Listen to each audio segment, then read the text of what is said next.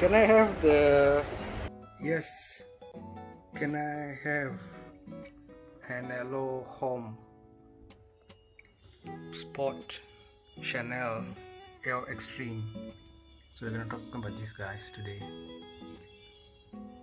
This perfume is made in France, and the ingredients, as you can see here, are, well, perfume, obviously, aqua, limonene, linalool, coumarine, all these chemical names, geraniol, citronellol, cinnamol, farnesol, and what is that, roxy citronellal, made in France, as I said. Later we'll discuss the notes. Right, so this particular perfume, I got the 50 ml bottle. It's about $80, and the 100 ml goes for about $100. Chanel perfumes, you know, the price is always a bit on the higher side. That's why some people feel for value for money you might want to consider other perfumes as well. But yeah, Chanel has its own branding and reputation and price. Okay, this particular Allure Homme overall line was launched in 1999, but this particular Extreme was launched in 2012. The nose is Jacques Polge. I hope I got it right. The top notes are mandarin orange, mint, cypress, sage, mid note being pepper. Is the pepper why they're calling it Extreme? Maybe. A base is tonka, musk, sandalwood, and cedar. Now this perfume, it has this egginess to it. I mean, nobody wrote egg as a content here, but there's this egginess to it, which I also smelled last time in Aqua di Gio. Maybe the musk is what I'm calling eggy. I don't know if you guys know about that. Please do correct me or inform me in the comment section. This is a very versatile, classy scent. If you were to compare with, say, Paco Rabanne 1 million or even Le Male and so on, so those are a bit more loud kind of perfumes, but this is a more classy, gentlemanly type of perfume. So there's some stories about this Chanel perfume. I'll share it with you. Okay, just to share with you a story about this particular perfume. A few years back, when I went shopping with my friends, they sort of convinced me to finally get this brand compared to this brand and this particular Extreme compared to the others that we sampled, saying that although it's expensive, it's a bit exclusive. And when I was chatting with the salesperson, they said that this Extreme version of Homme Sport, it's more sweet and powdery, and smokers like it. I don't smoke, but I like that extra sweetiness and powderiness of it, and I got it. But something interesting happened. I parked my car one day in a dark place because the usual spot was taken. So guys, there's a lesson here. Don't park your car in non-well-lit areas because someone broke the glass and stole the stuff inside the car, which so happened to have this perfume inside there at that time.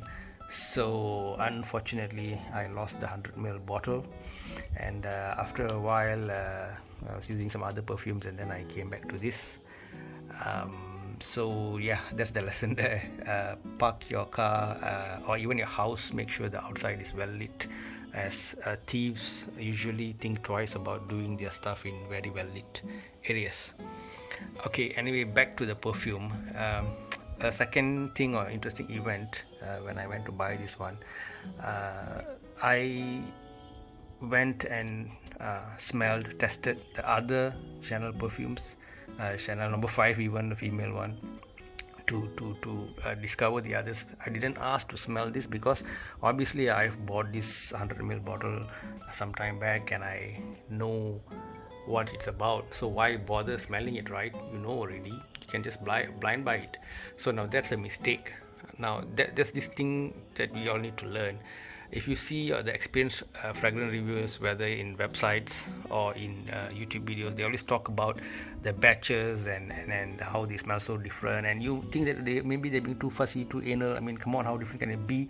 But I want to tell all the perfume manufacturers, guys, please make some effort to have consistency. I don't know whether it's the profit motive, or is it that the regulation change that caused manufacturers to change the composition, or is it that the manufacturing quality check, consistency. I mean, if you talk about French cars, Italian cars, there's always issue about consistency and quality in their products versus Japanese vehicles. So I'm not sure whether that applies to their perfume products as well. But we have this big problem with a big variety of smell of different batches. So what happens is that if you were to go blind buy any perfume because you've used the same perfume a few years back, it's still dangerous. So each time you buy, make sure you test that particular batch, you smell it and you like it, and then only you buy it. Otherwise you might be in a situation where it doesn't really smell as you assumed it would. The 100 ml bottle that I bought a few years earlier was very sweet, powdery, strong and long lasting, and it was very luxurious feeling. But this guy seems to be more eggy and not so much. So I'm really thinking about what marks to give. Based on my memory of the past, I can give it 3 out of 5, because in terms of value for money, there might be better perfumes.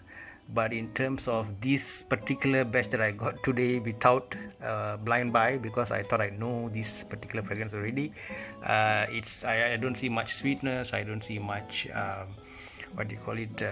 powderiness yet. It might grow on me. Maybe I should do a long-term review also, to be fair. But for now, it's more eggy, and I'm not getting much sweetness. This one is made in France, by the way, so yeah, a bit of a letdown, but I'll give it some time.